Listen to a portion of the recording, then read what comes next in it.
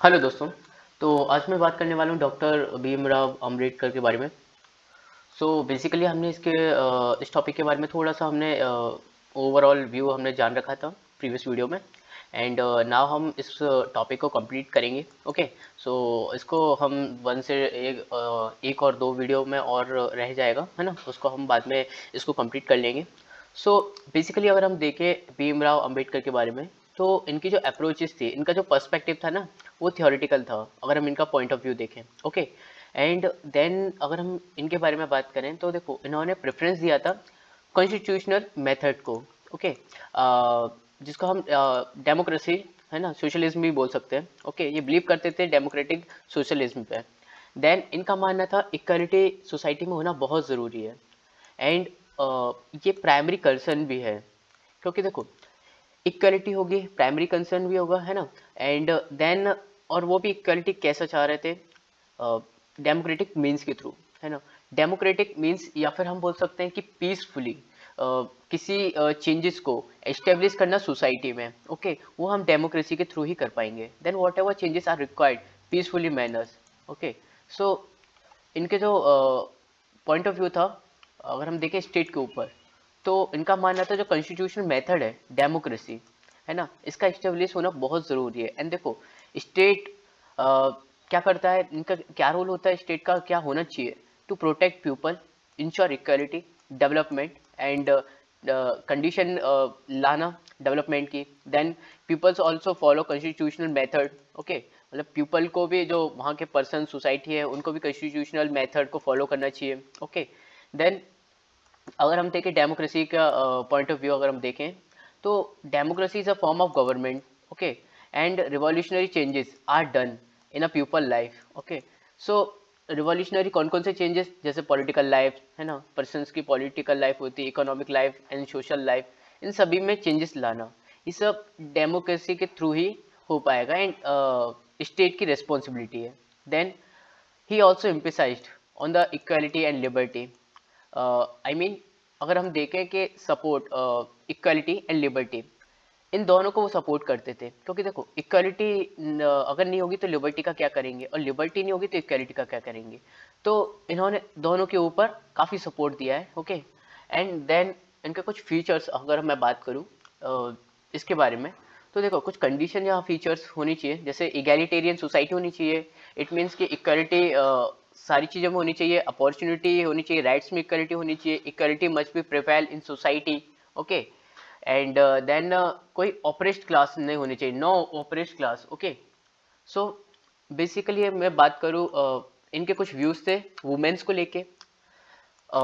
इसके ऊपर मैं अगर बात करूँ तो रेशनलिस्ट थे, है ना, अंबेडकर। एंड देन प्रोग्मेटिस्ट भी थे। इट मीन्स जो प्रैक्टिकली जो कंसेशन होता है उस पर बिलीव करते थे, नॉट एन आइडियलिस्ट। जैसे और सारे स्कॉलर्स हुए, वो आइडियलिस्ट थे, बट ये प्रैक्टिकली मैटर्स पे भी बिलीव करते थे, एंड रियलिटी पे भी बिलीव करते थे। Okay. And equality in the sexes, like अगर हम किसी कंट्री का, अगर हम ट्रूली मेजर करें सक्सेस के बारे में, है ना, तो जो राइट्स दिए गए हैं वुमेन को, है ना, उसके थ्रू हम किसी कंट्रीज का सक्सेस रेट हम पता कर सकते हैं ट्रूली मेजर में। देन इनका अगर हम बात करें तो इन्होंने हिंदू बिल, जो हिंदू कोड बिल आया था, उसके सपोर्ट में भी थे, जो कि एब्सोल्यूट राइट दिया गया था फीमेल को over the property of father, है ना। तो जितना बेटे का हक होता है, उतना बेटे का भी हक होनी चाहिए, है ना। और देन इनका मानना था कि views about the caste and untouchability में, तो अम्बेडकर के अकॉर्डिंग अगर हम देखें तो ब्राह्मण, क्षत्रिय, वर्ण, वैश्य, शूद्र, ये सब है ना वर्ण सिस्टम का एक पार्ट है ना, mobile in nature. That means, अगर अगर हम देखें, untouchability is based on upon notion of the purity and pollution. Okay. World का क्या व्यू है कि देखो, जो अर्ली क्षत्रिय है ना, शूद्रास जिसको हम बोलते हैं, इनका मानना है, देखो, कि अर्ली जो क्षत्रियास हैं, वो पहले क्षत्रियस हुआ करते थे, बट देखो, उन्होंने जो बुद्धिज्म अपनाया था, उसके बाद जो मूवमेंट्स वगैरह चले थे, उसके बाद है ना शंकरा शंकरा जो हमारा कह सकते हैं, उनके द्वारा जो भक्ति और भी सारे मूवमेंट चले थे, उसमें कुछ लोगों ने जो माइग्रेशन हिंदू में कर लिया था। एंड कुछ लोग नहीं किए थे, है ना, बुद्धिज्म में ही थे। तो देन जो बुद्धिज्म में थे, तो ब्राह्मण ने क्या किया था कि उपनयन संस्कार रोक दिया जाता है ना, दे वर नॉट अलाउड उपनयन संस्कार बाय ब्राह्मण्स। तो और इस वजह से वो शूद्रा में कन्वर्ट हो गए थे, है ना, मतलब वो शूद्रा हो गए थे। सो theoretical अगर हम पर्सपेक्टिव देखें तो Ambedkar was the primarily a liberal thinker who preferred constitutional means for redressal of grievances. Later on, Ambedkar became inclined towards socialism and particularly democratic socialism also. And it means he wanted to achieve goals of socialism, but only through democratic means, है ना.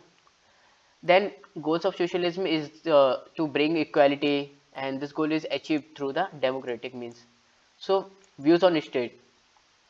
Ambedkar has given the functional theory of state, and state is important because it provides internal security, also external security from external aggression. Then Ambedkar also believed that duties of city to obey the state, citizen to obey the state. Then he was against civil disobedience because it can lead anarchy type situation, you know. And then Ambedkar believed that in a legal and constitutional method for redressal the grievances, है ना, कोई भी problem वगैरह को issue करना हो या फिर अनफेयर ट्रीटमेंट को. Then Ambedkar favoured separate electorate for untouchables, arguing and those who are socially segregated should be politically segregated. Okay, so जो सोशली सेग्रीगेटेड है वो पॉलिटिकली भी सेग्रीगेट होनी चाहिए, है ना. देन अगर मैं बात करूँ डेमोक्रेसी के ऊपर, तो Ambedkar was perhaps the only Indian in the 20th century who offered the theory of democracy and theory that can guide us 20th century. And according to Ambedkar, theory is a form of government whereby revolutionary changes in the economic and social life of the people are brought about without bringing chaos and bloodshed in a society, है ना. तो यही एक रास्ता है ना, जहाँ पर रिवॉल्यूशनरी चेंजेस अगर हम ला सकते हैं चेयर्स कंडीशन में, है ना, मतलब इसके बिना एनआरसी टाइप सिचुएशन ना नहीं हो पाए. ओके, तो हम इसके थ्रू हम चेंजेस ला सकते हैं. Okay, then Ambedkar significantly made a departure from western notion of democracy and he put equality at the heart of democracy, whereas western notion put liberty at the heart of democracy. Okay, so यहाँ पे equality रखनी चाहिए and वहाँ पे liberty उनके लिए है. Then Ambedkar used to say democracy is not a plant that grow. Ambedkar would be often cite the cases of Italy and Germany, where absence of social and economic democracy lead to failure of political democracy. So ऐसी situation ना है, तो इस वजह से इस democracy होना बहुत ज़रूरी है. Okay, then according to Ambedkar for successful functioning of democracy he puts forward certain conditions, जो कि इक्वालिटी, है ना, must not be any glaring inequality in society, must not be an oppressed class in society, and must not be class that got all the privileges and a class that got all the burden of the carry, है ना, to the carry. So ऐसा कोई भी operate class नहीं होना चाहिए, equality class में एक सोसाइटी में होनी चाहिए. देन ऐसी कोई क्लास या फिर कोई ट्राइब्स ऐसा नहीं होना चाहिए जो सारे प्रिविलेजेस उठा रहा है ना, सारे गुड्स और जो बेनिफिट्स है उसको मिल रहे हैं, और बाकी दूसरी क्लास को जो बोल सकते हैं कि सारी चीज़ें डिसएडवांटेज मिल रहे हैं या फिर बर्डन उनको उठाना पड़ रहा है. ऐसा नहीं होना चाहिए. Then Ambedkar also upheld equality in law and administrations. According to him, like should be treated alike. Okay, then Ambedkar's also constitutional morality should be given importance in democracy, and constitutional morality can be described as a state marked by self-restraint and respect for plurality and open culture for criticism. Okay, so views on women.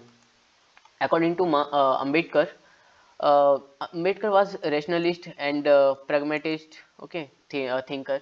He advocated equality of sexes, and he was of the view that true measures of the success of any society, of any state, can be seen with the kinds of rights men have given to its women. Okay, so then both male and female should be treated equally in the society. He was also instrumental in bringing the Hindu Code Bill, and the Hindu Code Bill dealt with the giving absolute rights to the female over the property of the father, है ना, ये हमने देख रखा है.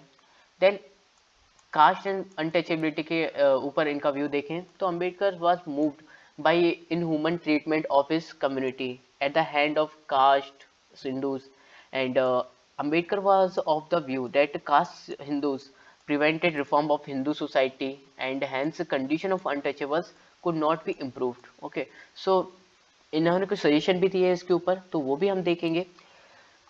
तो according to Ambedkar, even Hindu social reforms have not done enough social reforms to improve condition of untouchables. So those social reforms focused on issues like child marriage, widow marriage, abolition of sati, etc.